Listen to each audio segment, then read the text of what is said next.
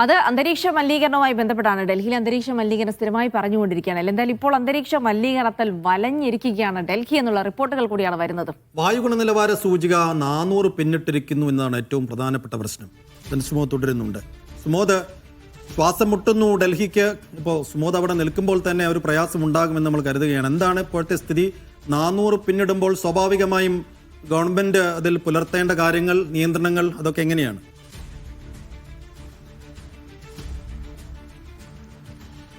ഒറ്റ ഉദാഹരണം മാത്രം പറയാം സൈഫ്. ഇപ്പോൾ കേരളത്തിലാണെങ്കിൽ ഈ വായു ഗുണനിലവാര സൂചിക ഒരു 90-ലെത്തുമ്പോൾ തന്നെ വൈറ്റ് ലൈനിലാണ് ഏറ്റവും കൂടുതൽ മാലിന്യമുണ്ട്, എത്രയോ വലിയ അന്തരീക്ഷ മലിനീകരണം എന്ന് വലിയ തരത്തിലുള്ളൊരു വാർത്ത വന്നുകൊണ്ടിരിക്കുന്നത്. ആ സമയത്ത് ഇതിൻ്റെ ഒരു 4 മടങ്ങ് അനുഭവിക്കുന്ന ഒരു ജനങ്ങളുടെ അവസ്ഥ ഒന്ന് ആലോചിച്ച് നോക്കൂ.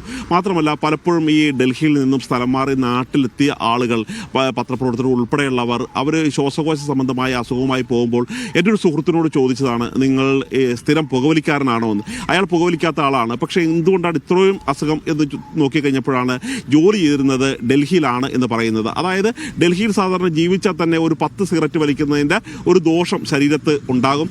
അങ്ങനെ ഇപ്പോൾ വായു ഗുണനിലവാര സൂചിക വളരെ മോശം സ്ഥിതിയിലാണ് ഡൽഹിയിലുള്ളത്. ഇപ്പോൾ ആനന്ദ് വിഹാറിലാണ് ഇപ്പോൾ 409 രേഖപ്പെടുത്തിയിരിക്കുകയാണ് ചെയ്തിരിക്കുന്നത്.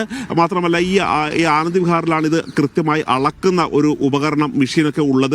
ആ പ്രദേശത്ത് മാത്രം കൃത്രിമമായിട്ട് ജലം അടിച്ചുകൊണ്ട് തന്നെ ഇത് കുറക്കാനുള്ള ഒരു ശ്രമം കൂടി ഈ BJP സർക്കാർ ഇവിടെ നടത്തിയിരുന്നു. ആം ആദ്മി സർക്കാരിനെ നിരന്തരം കുറ്റപ്പെടുത്തിക്കൊണ്ടിരുന്നത് പലപ്പോഴും ഈ അന്തരീക്ഷ മലിനീകരണം ഇല്ലാതാക്കാൻ ആം ആദ്മിക്ക് കഴിയുന്നില്ല എന്നുള്ളതായിരുന്നു. പക്ഷേ BJP സർക്കാർ വലിയ തരത്തിലുള്ളൊരു മാറ്റമാണ് ഉണ്ടാക്കാൻ പോകുന്നതെന്ന് പറഞ്ഞാലും ഇത് കൂടി തന്നെ ഇരിക്കുകയാണ്. അങ്ങനെ ഈ ദീപാവലിക്ക് പടക്കം പൊട്ടിക്കുന്നതിൽ വലിയ തരത്തിലുള്ളൊരു നിയന്ത്രണം ഏർപ്പെടുത്തി ഹൈക്കോടതി ഉണ്ടായിരുന്നു. പക്ഷേ സുപ്രീം കോടതി ഹരിത പടക്കം പൊട്ടിക്കാനുള്ള അനുമതി നൽകിയിരുന്നു. അതിനുശേഷം കൃത്രിമ മഴ പെയ്യിച്ച് ഈ അന്തരീക്ഷ മലിനീകരണം കുറക്കാനുള്ള ശ്രമമാണ് നടത്തിയത്.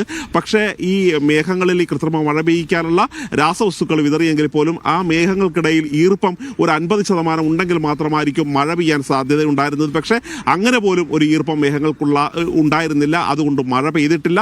അതുകൊണ്ട് തന്നെ വലിയ തരത്തിലുള്ള അസുഖങ്ങൾ, ശ്വാസകോശ സംബന്ധമായ അസുഖങ്ങൾ, പ്രത്യേകിച്ച് വിദ്യാർത്ഥികൾ ഉൾപ്പെടെയുള്ളവർക്ക്, കുട്ടികൾക്ക്, സ്ത്രീകൾക്ക് വളരെ ദുരിതമയമായി തീർന്നിരിക്കുകയാണ് ഡൽഹിയിലെ ജീവിതം.